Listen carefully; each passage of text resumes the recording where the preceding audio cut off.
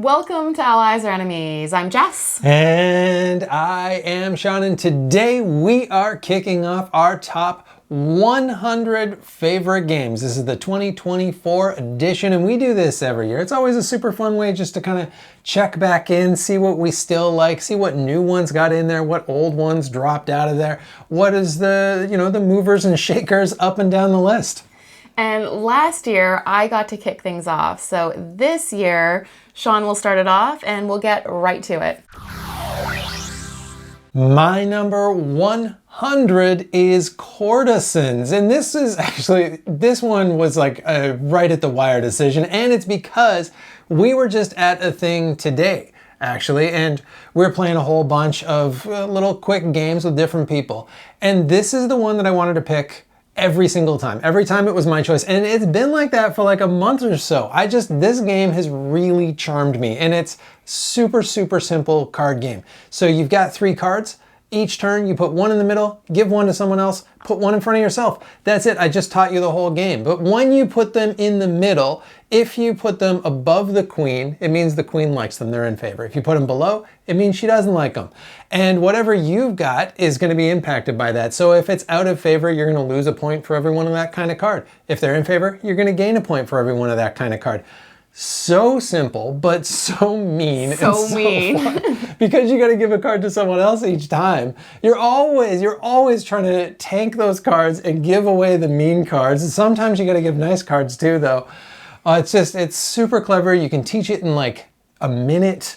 And everyone always likes this one. It's just a constant hit. I could see this being one that we play a lot for a long time to come. So that is my 100. My number 100 is Nemesis, which is essentially like Aliens, the board game. And we only play it completely cooperatively because it's just really hard as it is. It is. You're sneaking around a ship, you're discovering the different rooms, you're making noise, and then these like really cool looking aliens are coming after you. And we haven't won that often because you have to try and like beat the aliens, fulfill certain goals, and like get away in an escape pod or make sure the ship like makes it alien free. But I love cooperative games and I love the tension in this one because you are going to get aliens coming after you and it like feels a little bit scary.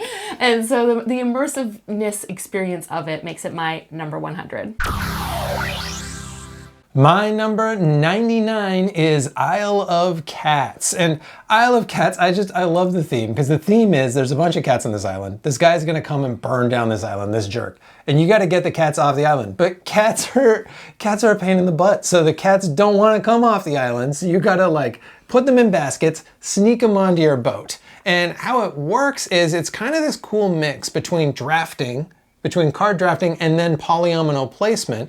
But the card drafting is all this different stuff. So the card drafting allows you to get cats. It allows you to get baskets, like to catch cats. It also gives you your end game scoring. So you get these goals through the card drafting. And all of that stuff together just makes for this really interesting game. And it's a super solid production. And I was torn between the roll and write, because I really like the roll and write, or the original game. I decided on the original game, but you could really convince me either way. But that is my 99. My number 99 is Strike. And Strike is a really simple dice chucking game. Everyone starts with a handful of dice and you are just putting the dice in the arena and you're trying to get matches. If you get matches, you get the dice, and the person who has dice left at the end wins. And that is it. But we always play this at Aircon. Every year when we go, there's a big tournament style, and it's so much fun. And we've even got like the Harry Potter version that we play here, and just the two of us. And it's just great when you want something very light, very quick, that I don't even know what makes it so good, but there is something about it that means we just keep playing it. It's one of our most played games. It is actually our most played game of every game that we have. We've played this game, I don't know how many, but like a weird amount of times. It helps that a game can be 2 minutes as well, I think. Yeah. And that's my number 99. My number 98 is Sierra West, and I feel like this game just flies under the radar. This is a game that it just seems like people don't notice, and It's terrific. It's a cowboy themed game. I really like cowboys. I really like cowboy themed things. And it's cool because there are 4 like super different ways to play it. They all have kind of the same thing. So you got this big mountain of cards. You're trying to climb up this mountain of cards, which is how you gain more cards. Really interesting deck building mechanic. And then you're playing those cards in like a row, but you then have your workers who go along the cards, and the cards kind of like tuck under this thing to create like the spaces that you can go to as you travel down your trail, trading stuff and just doing different stuff. So there's one where you're outlaws, there's one where you're just kayaking down a river, there's one where you're like, it's like the apple dumpling game. Yeah, it's I like love the apple picking one. Yeah, it's like apple picking. And I think it's such an interesting, like unique mechanic. And it's such a cool theme. And I wish more people notice this game because it's a really solid game. And that is Sierra West, my number 98. My number 98 is Dinosaur World, and I was debating between all of the different options because we've played them all, and I almost did the Roarin' right, but I went with Dinosaur World just because it is the full dinosaur experience. You are making dinosaurs, but at the same time, you're also very much building out your park using these like big tiles, and you're doing these Jeep rides to go visit everything and trying to combo everything. It's certainly the heaviest one out of all of them, but if you are looking for a game all about building a dinosaur park, this is the one that captures it the best, I would say. Yeah, this is Jurassic Park, the board game, really. That's exactly what it is, and it does it really well. It really does, because you're comboing your actions, and then you're also the buildings you're building out, and so that is why I picked it, and it is my number 98. My number 97 is Meadow. And specifically Meadow with the expansion, because I really like having the little rivers that you're going down and having your person that moves on the rivers. And Meadow is this game where you're building a meadow, not surprisingly, but how you're doing it is really cool because you are building these little kind of ecosystems, and you start with the ground, and then you have something that goes in the ground. Then you have something that eats that something that goes in the ground. Then you have something that eats that something that eats that something that goes in the ground. And so you're building these columns of cards that just really make sense, have these really interesting connections, and it's all about drafting. And how you draft the cards too is you play these bits kind of across from each other, and that makes the cross sections of where you take cards from. Well, you play one each time, which does the cross section. But it also cuts off cards for other people too. So it's this competitive drafting, and then this building your little tableau of cards and sailing down the river. And there's going to be a newer expansion for it as well that is a campaign that I'm really excited for, and I'm really interested in playing that too. So this is one that I could see moving even further up my list next year with that expansion, but for right now, it is number 97.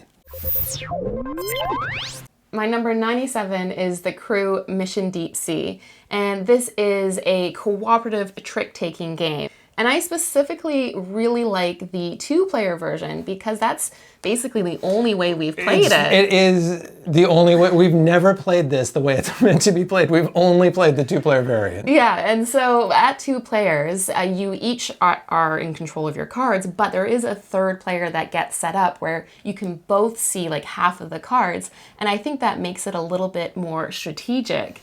And in previous years, this was maybe a bit higher because we were playing it a ton because it's a campaign that you work your way through. But we finished the campaign, and even though you can still play it, we just haven't played it as much this year. But it is still great, and it's my number 97. My number 96 is Mage Knight. And I feel like Mage Knight could be a lot higher on this list just if I had time to play it more. It's a game I play once a year, if that. When I do, I love it. But it takes like 3-4 hours for a solo game because it's so much better when you play by yourself. Otherwise, Jess takes all the good stuff and you're just left trailing behind. So I really like playing this one by myself.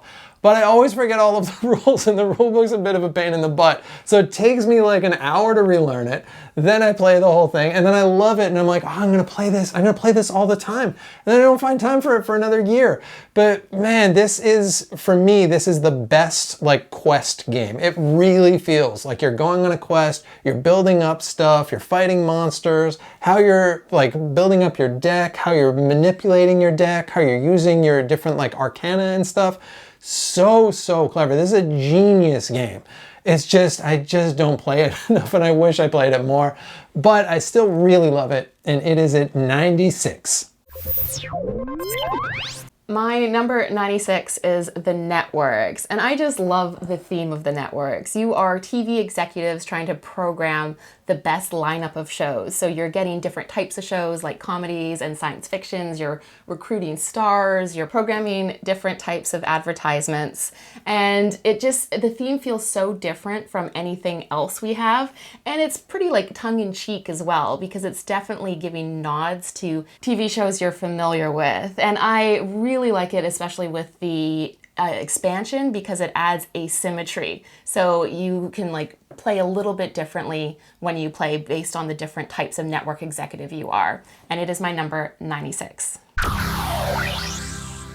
My number 95 is Honey Buzz. And Honey Buzz is, first of all, it's a terrific looking package. It looks so nice. The little squishy nectars or whatever they are. We made a video of the things we most want to eat from board games. Nobody watched it, but it's because I want to eat those so much. But the cool thing about Honey Buzz, so Honey Buzz is a worker placement game. You're putting out worker bees, and you're getting more bees, and you're selling nectar to different animals in the woodlands. But it's got this really clever mechanic where how you get to do a lot of your actions is you're building a hive. And every time you finish a little hexagon in your hive, you get to set off all of the actions in that hexagon. So it's first the worker placement, then doing all of the actions in those combinations of actions.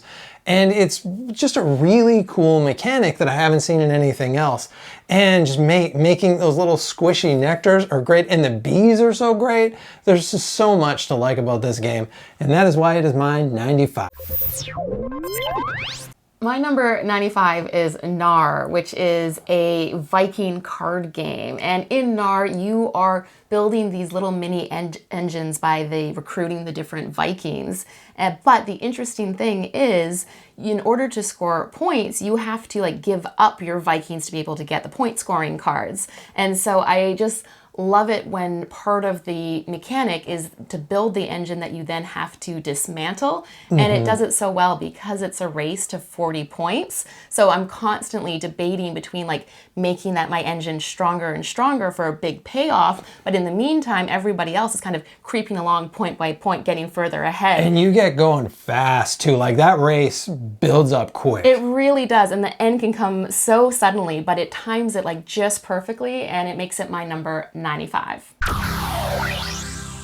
My number 94 is Cartographers, and this is just a terrific flip and write game. So you've got a map, you're drawing on that map, and you got to play it with pencil crayons. It's the only way to play this game. And so you're drawing out your 4 different kinds of lands, you got some goal cards, you're trying to do the different goals. And I really like that in each season, you're only worried about 2 of the 4 goals. But that means if you really go for those goals that only are going to score in seasons like 1 and 2, you're not going to score those at all in 3 and 4. So it's this interesting, like, am I building for right now, or am I really going to set up for the future and really hope that I can do a lot of stuff then? Plus, you're making a map, and I love having a game where you've got something pretty at the end. And this is, especially with us, I take at least twice as long on this game as one should, because I love to draw my little town and my forests and everything else. But it is just so pleasing at the end of it to have, it's like you're back in like grade 1 again, just pencil crayoning on things. And that is my 94. My number 94 is Just One, and Just One is one of the few party games we own. And the reason why we own it is because it's so easy to teach it to anybody. It's the game I have brought to like like work events and used as an icebreaker for that reason. All you have to do, it's all in the title, is just write down one word. So there's going to be a clue that you're trying to get one person to guess, and everybody has to write down a word that ties into that clue. But you want it to be different from everybody else's clue because any duplicates get erased. So as a result, it means even like non-gamers can get into it really easily. I think because it's a word game that tends to work for non-gamers, as people have played like categories as kids and everything. And because you're only being asked to write one word, it's really fun though when everything gets erased and you're just like, I don't know, I just have to say a word in the world. Yeah, so because I can play this with pretty much anybody, it is my number 94. My number 93 is Darwin's Journey, and this is a really new one to us. So we've only played this like 4, maybe 5 times, and the board is so big. It's this huge game with this huge board where you are kind of recreating the journey of the HMS Beagle. And so you are traveling down like into the Galapagos Islands. You're sending your science assistants out to search and research. Jess is just laughing at me because her background is in all of this stuff and I am a fool at it. But you're sending your science assistants, as they're called, out to do research and, find different cool animals and write down about them. And you've got all these different worker spaces and they interact in really cool ways. You're adding cool new spaces and it's a really complex, interesting puzzle that just will like break your brain. And it feels like there are so many different paths. And part of that is because we haven't had a chance to really explore all of those paths, but I'm really excited to explore more of this game. And that is why it is my 93. My number 93 is Hadara, which is a really like abstracted civilization game. You are drafting cards and the cards you're drafting tie in a little bit to different themes, like red is military and blue is like civilization and green is feeding. And what you're trying to do is as you get your cards, the cards of those colors get even cheaper to recruit. So it's just a really fun puzzle because you can't draft everything. You're going to be really limited in money in what you can take. So trying to like build your engine and your puzzle in a way that works with the cards that are available to draft, I find so fascinating. And every time I'm like, oh, I wonder if I can really do like military if the cards are working out for me. Or maybe I can get like a lot of each color and do metals. So even though it's like feels like a pretty simple game, it does feel like there are lots of different paths you can go down for victory. Yeah, every time we do this as well, I'm like, oh, Jess is going to have something. Then I'm like, oh, shucks, I totally forgot that. I totally forgot this. This is a terrific game. Yeah, and it is my number 93. My number 92 is Jaipur, and this is this game where you've got a bunch of cards in the middle, and you're just trying to make little sets of cards. You also have camels, and you can take all the camels, you can use those camels to get a whole bunch of cards, you can kind of trade one card to get a card. But every time you're taking cards or trading cards, the tricky is it's helping the other person because you're switching what is available and then they're able to get sets and you're racing to get sets so that you can take these coins that are off to the side. And you want to have a bunch of cards too, because you can get 2 coins with 2 cards, but it's way better if you save up until you've got 3 or 4 or even 5 cards, because then you get this extra bonus, but you know that they're racing you for it. And it's just such a great, like, clever head-to-head game. There's so many just tiny little bits in it that you can kind of mess with without it being too many rules. And so it's just really smart, really fast, really clever, looks pretty, and it is my 92. My number 92 is Underwater Cities, and you are building an underwater city. And what I really like about it is a worker placement game, but when you play your worker, if you're going to a spot that matches the card you're playing, you also get to do your card action. So you are always trying to maximize playing a card and going to a space so that you can do both. And what that means is, like, you can never do the most perfect thing. Like, it's never going to work out in your favor that you're going to be like, I want to go to this spot. Oh shoot, I don't have the card for that. So you're always trying to get there in like a little bit of a circuitous route of like, oh, if I go to this space first and play this card, then maybe I can do the thing I want to do by going next to this space. So I love the puzzle. Some games I feel like a genius. Some games I feel like the cards just aren't in my favor and I bomb. And I think that's why this one has gone like up and down my list so much. More than any game we own, it's like, yeah, both of us have the same thing. Either we kill it or we're just like, is this, like, does this game even work? Can we even play this game? It's so interesting that way. And it is my number 92. My number 91 is the terribly named Guild of Merchant Explorers. I always forget what that name is, but I don't forget about the game because this is a terrific game. And this is another map. I really like map games. This is a map game where you got a big map and it's a bit of a roll and write without rolling and writing. So each turn you're flipping a card and then it allows you to put down your cubes on certain kinds of land that match the terrain on that card. And you're trying to connect your cubes up to connect different cities. You're trying to fulfill different goals. But the coolest thing is you get these new super powerful cards each round. And these cards feel totally broken. It's like you're doing as much as you are the whole rest of your turn with one card. And it feels awesome. And by the time you get to the fourth round, you got 3 of those cards and you're using one of them twice. You just feel like you're the greatest explorer ever. And I really like that. I really like how much of the map you can get to. And you're just like, how did I get to all of these places? My cards are so amazing. I must be cheating. It's just such a fun game and such a just quick paced game that anyone can pick up. And that is my 91. My number 91 is Next Station, and I'm gonna go with Next Station London, the OG. And it is a roll and write game, and it is all about connecting the different tube stations. And so you have these different color pencil crayons, so you always have to start where the pencil crayon color is and go out from there and get to as many stations as you can. And I think one of the reasons why I just really like this is because it's available to play on Board Game Arena as a solo challenge. And so before I never really would go on to play on my own, but having it listed as a challenge where you can try and see like how well you can do that day competing against the other players, I have never done very well, but I just really like that. And as a result, I've been going on playing more and more solo challenges, and this is the game that got me into it. So it is my number 91. And that is it. That is the first chunk of our 2024 Top 100 in the books. And there are already a whole bunch that I am like, oh man, I really missed that one. There were at least 4 on your list that I'm like, oh boy, I dropped the ball on those. Those are terrific. There's just too many games out there. Too many. It's hard to pick only 100. But thank you so much for watching. Please let us know in the comments if you played any of the ones we talked about. And as usual, please like, subscribe, and hopefully we'll see you next time for another game.